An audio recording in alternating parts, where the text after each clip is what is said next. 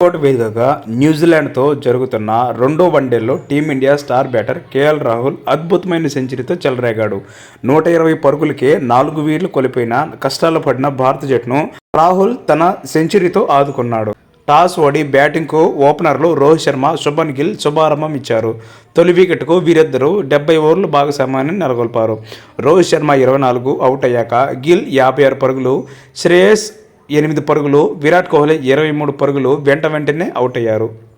ఈ క్రమంలో రాహుల్ మరియు ఆల్రౌండర్ రవీంద్ర జడేజా 27తో కలిసి ఇన్నింగ్స్ చక్కదిద్దాడు.